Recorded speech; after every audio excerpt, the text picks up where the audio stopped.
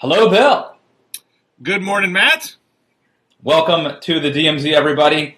Bill, I'm sorry, we were not here. I was a little late starting, Matt. I apologize. I am engaging in. I'm becoming an official New Englander this week because I have tapped my own maple tree in my front yard, and I had to reattach my bucket to the spout, and that slowed me down. This is sounding kind of dirty, Bill. I don't know if this is a euphemism for something else or what, but okay. No, I've actually what I have tapped is a tree in my front yard.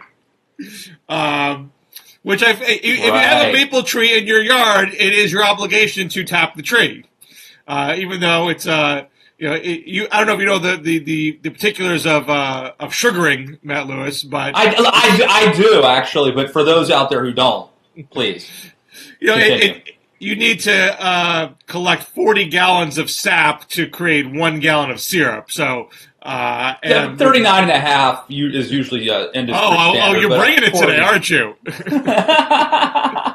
40 for the layman. Yeah. Now what I have on my property is a red maple. A red maple is not your typical sugaring tree because once the buds appear, the sap starts to taste bad. So you have a limited window of time when you can actually tap it. So I will probably get about 5 gallons of sap, which would result in 1 pint of syrup. But, syrup's expensive. These are, as Donald Trump has told me, we're in a mess. I got to scrimp and save wherever I can. So here I am, homesteading my maple syrup. But that left me a little bit late. Will you be jarring later? Do you know about this? Jarring? Oh, sure. I live in Western Massachusetts, Matt Lewis. My grandmother she would jar stuff, like beets and stuff. And people I know, relatives of mine, have cellars, like outside. Yeah. They have like these ground cellars where they'll keep cans and potatoes and stuff. Yep. It's pretty wild, man. This is the fourth turning, my friend. Are you familiar with the book? I haven't read the book. When I was younger, and I had we are Generation Xers. I had a bit of a fascination with the concept of a Generation X, and those authors, Strauss and Howe, wrote a couple of. They wrote was it 13th Gen, if I remember correctly, which is one of the. There were a handful of sort of defining Generation X books, and they did one of them. I think it was called Generations. That might be right. But they do say that we're the 13th. Yeah. Although I've read more, I know you've been talking about the fourth turning, and Steve Bannon's very fond of the fourth turning. I've read other commentary that the fourth turning is kind of mumbo jumbo. It's a subscribing this sort of certitude to cyclical history that isn't really there. But if nothing else, it affects Bannon's thinking, and therefore it makes it relevant. Right. Exactly. Yeah, it's my friend Jamie Weinstein just had him on. So Strauss is dead, I believe. That's the guy who was from the Capitol Steps. You should be very familiar with the Capitol Steps. The Capitol Steps, yes. The Washington's own Weird Al troupe. And then Hal, I think Hal was the one who was on Jamie's podcast. So check that out, the Jamie Weinstein Show. I also apologize I wasn't here last week. Usually it's because you're gallivanting around the world that we have to take a week off, but it was me this time who... So last week we were out. I didn't feel like there was a lot of clamoring for us. That bothered me. People may have other sources of information and analysis to turn to in times of dire need. I don't think this was like a busy week, too. There was stuff breaking, and we weren't there. Well, perhaps that's on us. Perhaps that's our fans saying, "Hey, you weren't here when I needed you. I'm going to go turn now to some other fly-by-now, if it was some viral post on Medium to get what I need, and forget you." But hopefully the fans are loyal enough. Could we have sent them into the arms of Tommy Lauren or someone such as that? Is that or did they go? Did they go to David Fromm and Bob? I mean, I don't know where they went, but you think very little of our fans. Or you think that's where they're going? It's unclear to me. All I know is I did not see a lot of concern. But Bill, you had a good excuse for being out. I intentionally did not talk to you. We did not debrief about what you did or how it went because I wanted to do it here. So, dish. Well, I delivered a speech at the DNC winter meeting. I was invited by the Association of State Democratic Chairs. Those are all the state party chairs. So they have their own organization, and they meet within the DNC meeting. So this is the meeting where they elected Tom Perez chair on Saturday. I spoke before then on the Thursday during their general business meeting. And I didn't get to stick around for the actual vote, unfortunately. But I did fly in on Wednesday and flew out on Friday, and I got to talk to some state party chairs and got to sort of get a feel of the hotel. I mean, it's all happening in a Atlanta hotel ballroom, the vote. And people commented this is very unlike any other DNC meeting because it was like its own convention. There were literally signs everywhere. Lots of young volunteers handing out pamphlets. Lots of This is Ellison and Perez were the two big names there. But the also-rans were very active in the halls too, even though they didn't get a lot of votes. But I can't pronounce anybody's name. But Buttigieg, the young South Bend, Indiana mayor. He had a pretty active team. Even some that didn't even have very much support at all, like J. Rue Green, I think her name is. I saw her people out and about, and lots of paper, lots of glossy paper floating around, trying to scratch whatever votes they could. I'd be having breakfast with a couple state party chairs, and I mean, it wasn't just the chair; it was vice chair and secretary and treasurer. So people be swirling around all the time, trying to talk about who support they have, who they need to get. People going from breakfast table to breakfast table, trying to scratch up a few votes. So it was interesting being on the periphery of all that, and I actually wasn't quite sure what I was going to say. When I was asked to speak, I was given no guidelines what I could say. And when I speak, I don't like to take like an off-the-shelf speech and just give something that doesn't fit the moment or the audience. I try to get a sense of what that audience wants to hear. And I didn't quite know what the tenor of the room was going to be as I was flying in. But when I got there, I got a very strong sense that there's a lot of anxiety, a lot of concern that whatever happened in the Saturday vote, there was going to be lingering tensions and divides. And so I felt comfortable talking about that very candidly. I don't want to make people feel terrible about their situation. But what I basically did was I point out that Democrats love to kind of self-flagellate and quote Will Rogers. I'm not a member of an organized political party. I'm a Democrat.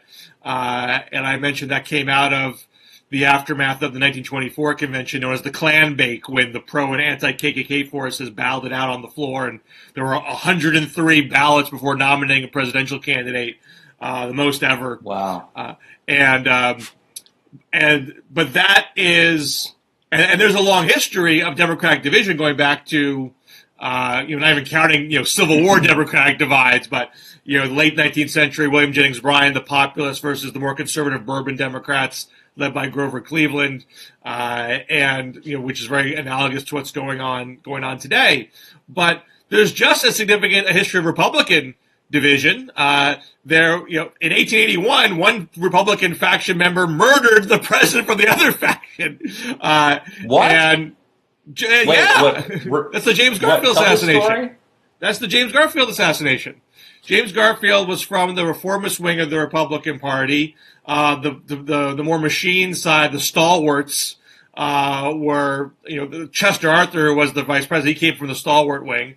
There was Charles Gittow, the assassin, was clearly not all there, but was a devout stalwart and was trying to get a job in the administration and was getting shut out. And so he killed the president. That's right. And then said, "I'm the stalwart of the stalwarts."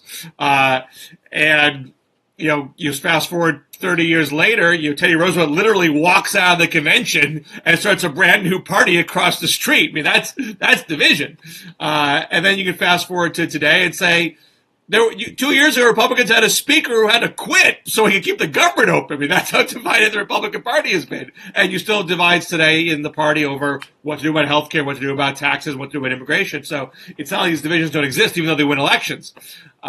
So my point to the room was. Did you talk about that? Did you talk? Yeah. Did you make those points in the speech? Yeah. Oh, that's good. And so my end point was like, look, it's not unusual to have division in a two-party system.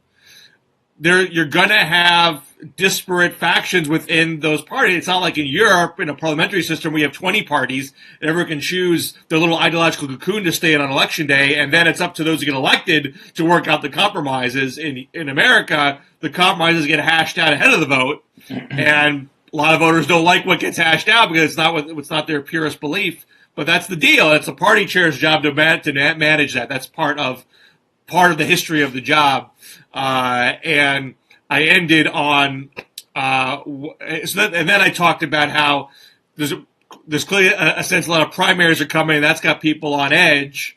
But primaries can be fine if they're just good faith debates about direction of the party, and everyone comes together at the end. What's not fine is if someone's trying to launch a purge strategy, because you can't purge your way to success. You're cutting off an arm, and I quote at the very end Jesse Jackson in 1988, who's no squish, but he had said, this is after the primary, he came in second to Mike Dukakis. There were some hurt feelings, but he said, left wing, right wing, you need both wings to fly.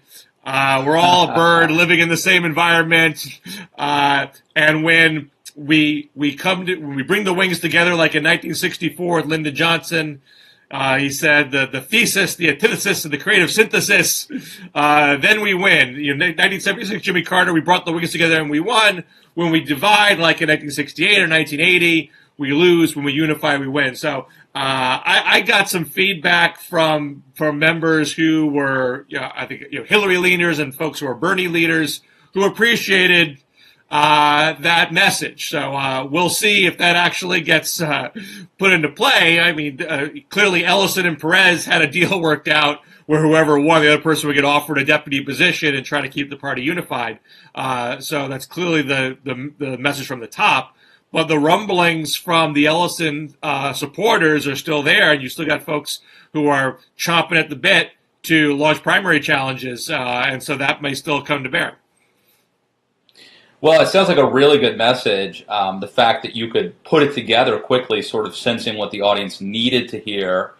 The fact that you had the command of the facts and the historical knowledge is really good. Mm-hmm. And, it's the kind of thing that, whether it's received well at the time or not, it sounds like you really tailored the speech toward what they needed to hear at that moment. I appreciate that. But having talked about some of the Democratic divisions, perhaps we should shift to what's going on the Republican side. I mean, you wrote after Trump's speech on Tuesday that I think you wrote, man. I know you talked about it on CNN that this was Trump's one of his strongest speeches.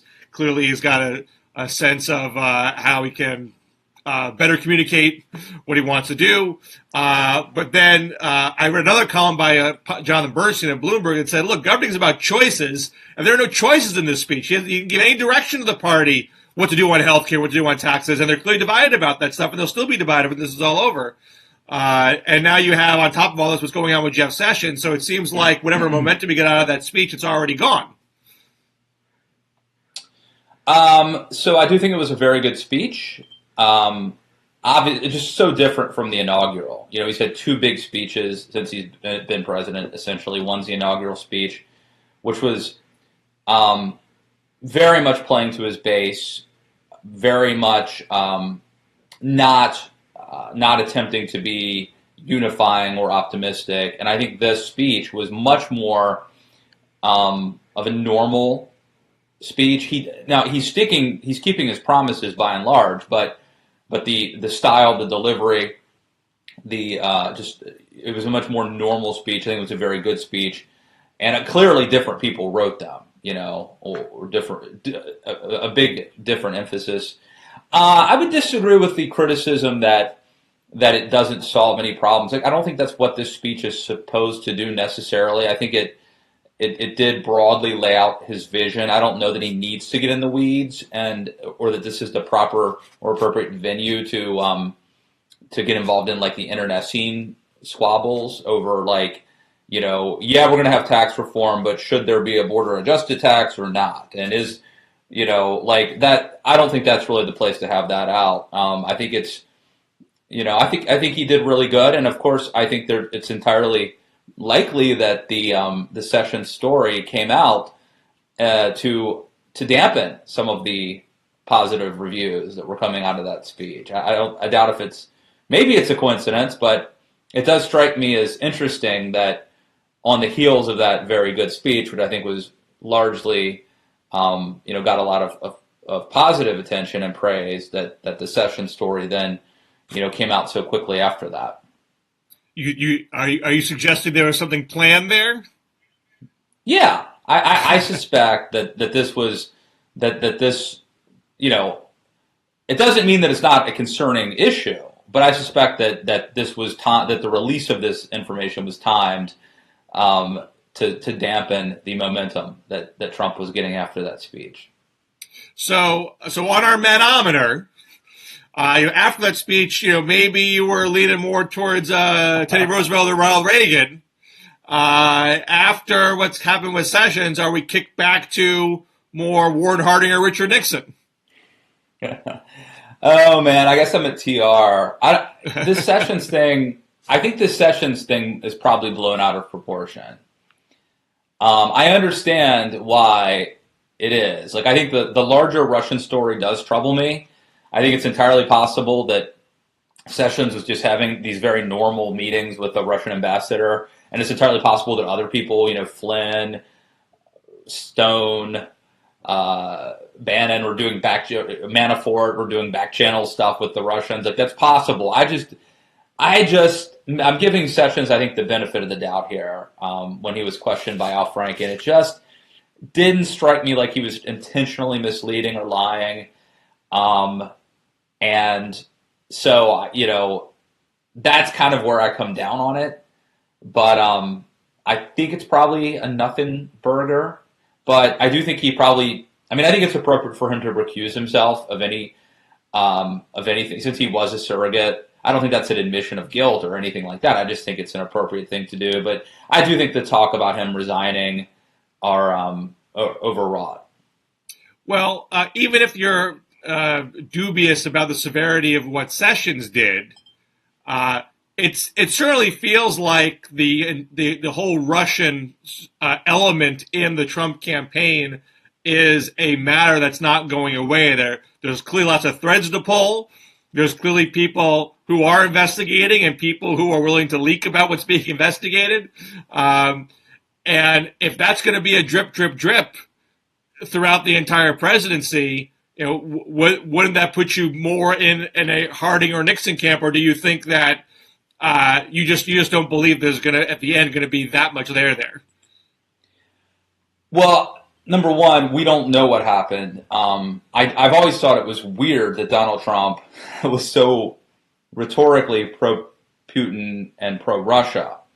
But I don't think that, I don't think that meeting, that talking to Russia, meeting with Russia, as I wipe my nose here glamorously, I don't think that that's, in this day and age, a smoking gun. Like, I think that you would need to have evidence that the Trump campaign was coordinating with Russia to defeat Hillary Clinton. And even then, if that happened, I think that would be, in my opinion, despicable and disqualifying. But I don't even know what that would do. Like, if that's illegal, I don't think that turns a lot of Trump's base against him. Like, so I guess my point is, all of this stuff about Russia, it's going to keep coming. I think the media thinks that this is going to be like a Watergate moment, that at some point there's going to be a tipping point, and it's going to be a huge scandal, and Trump is going to be forced out, and ignominy and all that. I'm not so sure that that's true. But what do you think? Well, I have two thoughts about this. One, I think there is a lot of there. I don't know if it actually is going to amount to convictions, but there's clearly a story to be told, whether across a legal boundary or not. What really happened? What were these contacts with the Russians about during the campaign? You're starting to see more and more talk about was there direct Russian involvement in the drafting of the platform in July that recommended being soft on Russia regarding Ukraine. Does that violate the law if they did that? Is that a Logan Act violation? I'm not totally sure if it was technically a violation would be prosecuted. I don't know, but people wouldn't like it. I don't think it would look very good. And if nothing else, this is definitely soaking up a lot of time and energy in an administration that's already very behind in actually doing stuff. They are stunningly behind in just literally staffing the administration. There are 517 people, 517 key posts that require Senate confirmation out of about 550 that Trump hasn't even named a person for yet. And you have these big outstanding sticking points with tax reform, with health care, that it's not clear whether they can be resolved in a way that actually you can cobble up enough votes to get it through the Congress. And every day lost to just getting cabinet people confirmed and sub-cabinet people confirmed is days lost on the Senate floor. And time spent putting out Russian fires also is just distracting. So I think that's a big problem for them. My caveat for that is this thing I talked about in the Obama days. I have a general belief that scandal politics does not directly benefit the opposition party in raw electoral gain. You can go back to Iran-Contra or Whitewater or Abu Ghraib or Salinger or Fast and Furious. These things did not, George H.W. Bush still won the presidency after Iran-Contra. Bill Clinton got reelected after all the Whitewater stuff. George Bush got reelected after Abu Ghraib, Salinger, Fast and Furious. That stuff didn't drag down Obama and his reelection. I believe that generally speaking, voters look at that stuff as playing political games and not caring about what affects me and my pocketbook. Not that Democrats shouldn't talk about it at all. I'm not suggesting that. I think there is a crude political value in distracting and gumming up the works for those in power, but you can't assume that is sufficient to get the pendulum to swing back. You better put some legwork into what is your policy agenda that you're going to bring to the voters in the midterms. If you neglect that, I think you risk big problems. Yeah, I think it's natural for people to want, like, oh my gosh, we lost power, we have to get it back quick. Well, what's the easiest way to get it back? Say Obama's obviously not not legitimate president. That'll fix it, or Trump has this thing with Russia. I mean, our whole generation, going back to the Strauss-Howe thesis, I mean, our whole generation has been so influenced probably by Watergate, and that's Watergate scandal jackpot. I mean, that is, everyone wants their Watergate. Yeah. We actually bring it. Not do you bring a president down, but unlike Teapot Dome, where Warren Harding died before that really broke big. But when it did break big, Calvin Coolidge was seen as the guy who cleaned it up, and it didn't help Democrats that Teapot Dome was exposed. Watergate, because Gerald Ford pardoned Nixon and tainted himself with it, whether that was the right or wrong thing to do at the time, it was a bad political move. That helped Democrats win in 1976. So that's the dream that you have when you chase these things. But that is the exception to how scandal politics typically plays out. Now maybe because of the scandal murmuring, but because the legislative agenda stalls, and maybe there's some economic problems by 2018. Who knows?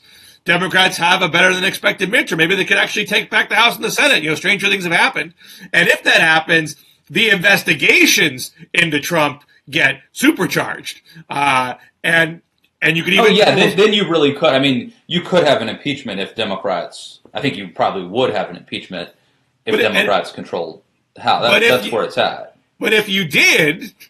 it doesn't mean that Pence is Gerald Ford. Pence could be Calvin Coolidge. Pence could be the guy who's insulated from all this, who cleans house, runs a tighter ship, and coasts into 2020. So it's not a given that impeachment move was a smart move for Democrats. And it's great that Pence is completely out of the loop on everything because he's got plausible deniability, as we talked about. So he wants to have. Let's see if there's any more there. I think Nate Cohn of the Times pointed out that the way to really he called this fan fiction. He wasn't saying it was really going to happen, but Democrats take back Congress 2018. You make Hillary Clinton Speaker, which you can do. It's just you don't have to be a member of Congress to be Speaker. You impeach both Trump and Pence, and then you have President Hillary Clinton. So if you actually could tar Pence with anything, people might talk about that more.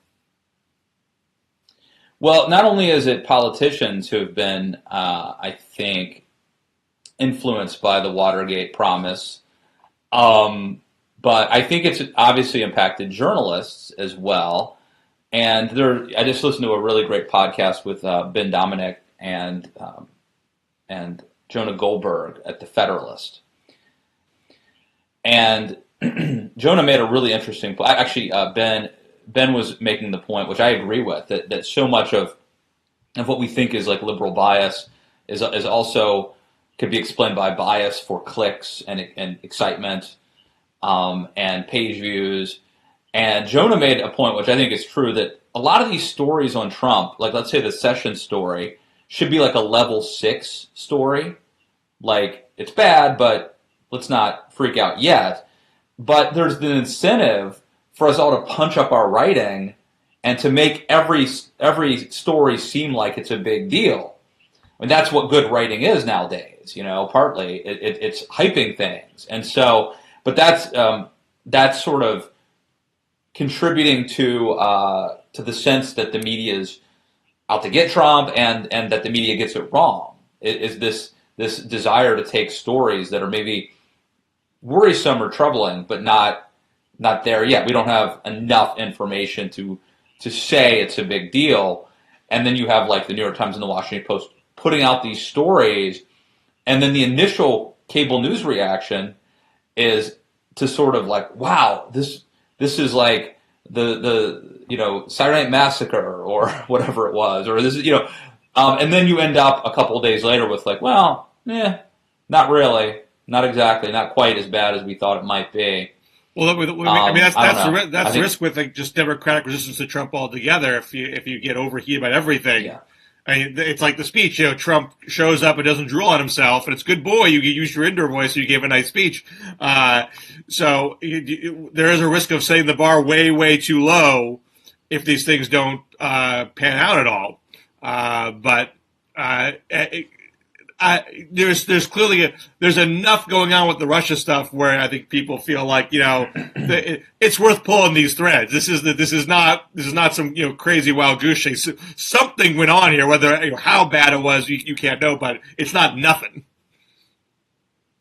I'm really amazed at how we've gotten past Russia, and I never quit. I basically never quit fearing or hating Russia. Like, honestly. That's like American apple pie and everything to me. But so like a lot of people on the left never really hated Russia. You know what I mean? Like some of them are fellow travelers.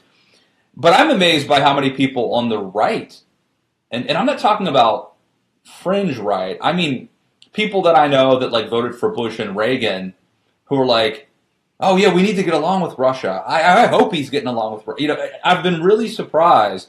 Old people who lived their whole lives in the Cold War, who tell me like, oh, he needs to get along with them. That's the last thing we need is trouble with Russia. I'm like, where does this come from? Like, did you not watch the Rambo movies that I watched as a kid, or Red Dawn, or whatever? Or America with Chris Christopherson?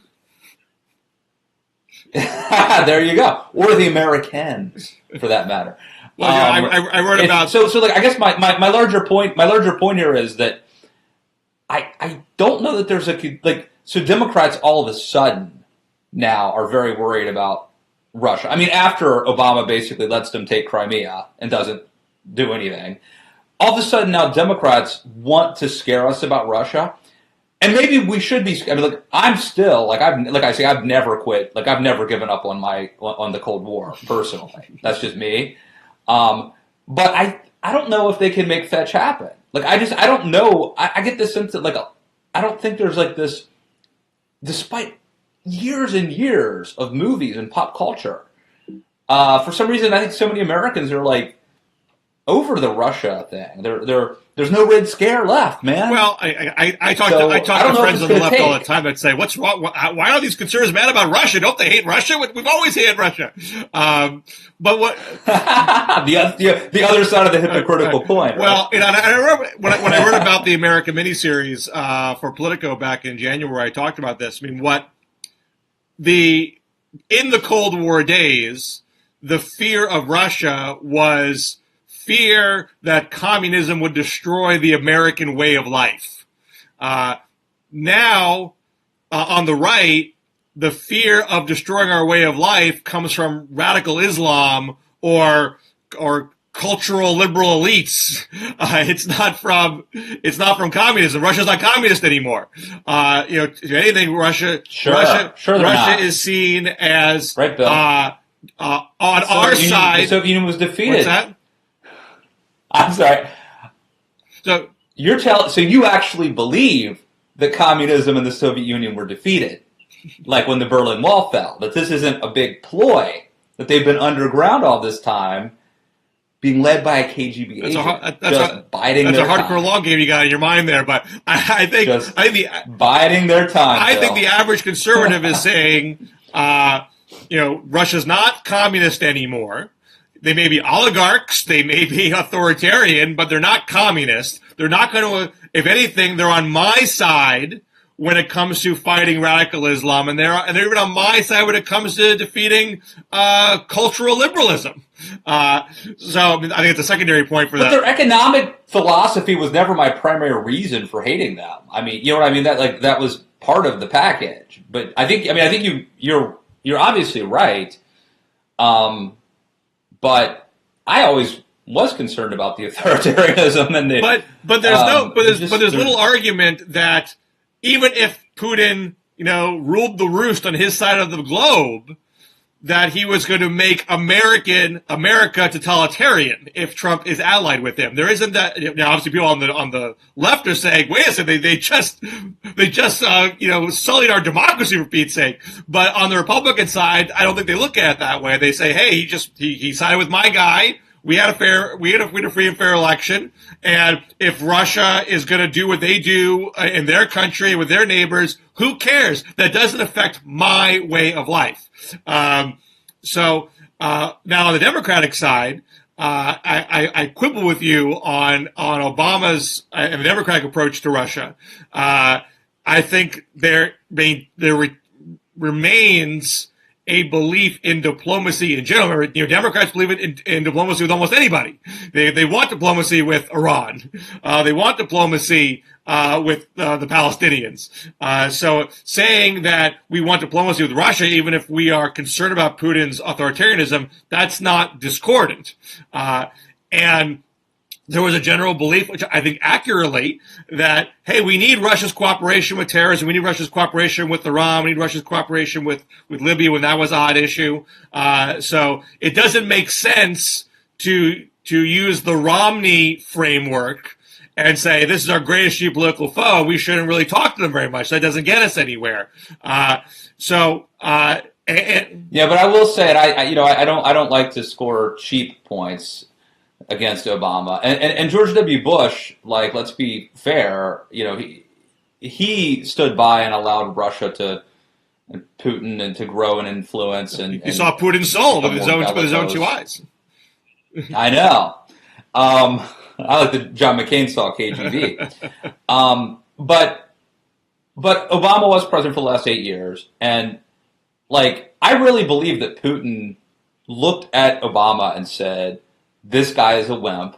This guy, he thinks we can negotiate." Like I think Putin totally played him using his KGB Jedi mind tricks, and not only did he roll into Crimea, but he attempted to defeat Obama's party, and Obama basically let it happen. Well, I would characterize the 8 years a little differently. You know, when Obama came in, Putin wasn't in charge. It was Medvedev. I mean, you might argue he was behind the scenes, right. But Yeah. but there's a key point here. The reset was about resetting with Medvedev, and the pinnacle of that strategy was the UN resolution on Libya, where Hillary Clinton, as Secretary of State, successfully got Russia to abstain from that resolution, that's the kind of thing that Russia would reflexively veto. If America wants to do it, we're going to do the opposite. They successfully persuaded Russia, hey, we're going to get a multinational coalition against Gaddafi. This is not America, trying to get into your turf or your neighborhood. We're not trying to encircle you. You can abstain from this and it's going to be okay. Medvedev agrees with that. And reportedly, Putin did not. So there was actual distance between Medvedev and Putin. If Putin wasn't pulling the strings at that moment, but he was mad about it. And if it wasn't already his plan, it was a further incentive to run again for office. I think if it was a year later, I think it was in a year. So at the end of the day, the reset didn't work, but it's not a straight line. There was a point where it was working. And then when Putin came back in, I think there was legitimate concern in the Obama administration, but they didn't want to take an excessive hard line because they did need their cooperation with Iran, which they got. It's not like they got nothing out of those talks. They did, and they were doing that at the same time that Crimea was going on. They got their cooperation to get a bad deal, and also don't forget about Syria. Well, it's all happening at the same time. So, this is an enormously complicated situation they were in. If you want to argue that they played the hand badly, that's fine. But I think it's oversimplifying to say they just got rolled. There are things that Obama wanted to get that he did get in that arrangement. And even with Crimea, obviously no one's happy that Putin stimulated Crimea, except for maybe Donald Trump, because he kind of shrugs his shoulders at it. They did draw a line at the rest of Ukraine and succeeded in that. There was some concern that Putin was going to keep going, and they didn't. So I don't think it's fair to say they literally did nothing. There was a global rallying that Obama led to say, hey, you can't go any farther here. Syria, obviously, that diplomacy did not work out. So I'm not going to argue that this was like, an A+ situation, but I think it was a very complicated situation, and it's not correct to say that it was like a total bust either, because there's things that Obama set out to get that he did get. Well, in any event, I guess my main point is, and I think you're right about the reasons, whether they're rational or not, that Americans don't really care about Russia anymore. And so there's a red-blue divide here. On the blue side, people care a lot right now, but I agree with you that it's not uniform. Yeah, but he's got the blue. You can't. He needs to get more than blue to win, unless they do stumble across a major, scandal through investigations, independent prosecutors, that kind of thing, subpoena power. And then who knows? But I still wonder. Like, let's say that there was a tape of Paul Manafort, who at the time would have been, let's say, campaign manager, talking with a Russian operative, saying like, "Hey, can you release this WikiLeaks stuff next week? We're going to need it to take down Hillary." Like, let's say that came out. New York Times, Washington Post, cable news, all that, right? Then what? Like, did they have some commission to look into it? I just don't know what would happen. if that did come out, like the Logan Act has never, I don't think, has ever been actually Right. used. Maybe Paul Manafort is like convicted under the Logan Act. I mean, one guy, a scalp. I don't know. Like I don't know what happened. I want to shift one other topic before I have to go, and that is you wrote about tax reform this week at the Daily Beast, and I am. Yeah. I know it's just not as exciting as talking about Russia and scandal, but I'm really fascinated by the border adjustment debate that's going on right now, and because Paul Ryan wants to do major tax reform, which Obama tried to do and couldn't get done because the problem with tax reform is that once you are messing with the tax code, particularly on the corporate side, there are inevitably winners and losers speak up, and therefore you can't do a deal. So Ryan, who wants to cut corporate taxes, wants to cut personal taxes, but he wants to do it through budget reconciliation, which is the process that circumvents the possibility of a filibuster, so you don't need to get any Democratic votes. To do that, it can't increase the deficit. He wants it to be revenue neutral, and in his telling, the only way to make it revenue neutral is through this border adjustment provision in which businesses can deduct their exports, but they can't deduct costs from imports, which is the reverse of where it is today. And manufacturers think this is great because it's a de facto subsidy for manufacturing. And the retailers think it's horrible because they're going to pay taxes on all the goods that they import. Ryan is trying to say, one, hey, retailers, it's not going to be that bad because the dollar is going to strengthen. And what you do make is, the dollars you keep will have greater value, and it's all going to be a wash. And number two, as a budgetary matter, it's a revenue raiser, and therefore it allows me to put this to reconciliation, which allows me to do tax reform at all. And if I can't get this, I can't do tax reform. So a lot of the House seems to be on board with this, but the Senate Republicans are not. Trump has given mixed signals, and the retailers have put out a really brilliant ad, which I believe is going to be on Saturday Night Live this weekend. It already ran on Fox and Friends, which is done like the OxyClean Billy Mays ads, talking about the bat tax, how the bat tax is your everything tax that taxes everything, your car, your clothes, your medicine, your food. And you know the right better than I do, but from my understanding, once you label something a tax, conservatives immediately hate that thing. So I feel like the retailers are playing this really well. They can whip up sentiment against the bat tax, a nice catchy tax name. You might sink all of tax reform. I like the bat tax name. I don't know anymore. I mean, according to the old rules, you'd be totally right. It'd be dead on arrival. Yeah, you're right. I mean, there was this Martin Feldstein had a Wall Street Journal op-ed saying that border adjustment tax causes the value of the dollar to rise, offsetting the tax. That's awful complicated. You know what I'm saying? It's a weird thing. Now, but I guess the point of this would be that Ryan wants to do it through reconciliation, so you wouldn't need the 60 votes or whatever in the Senate. Is that the rationale? That's my understanding. Okay. It'll be interesting to see. I mean, this does divide. That my argument was that they should just go for the tax cuts, but because it would at least my argument was that in Trump's speech that's what he should talk about. The corporate tax cuts and per individual tax cuts. But I don't know what's going to happen with this. I like the ad idea. It's going to be a test as to like what has happened to the right in the Republican Party. Like, do they support this tax?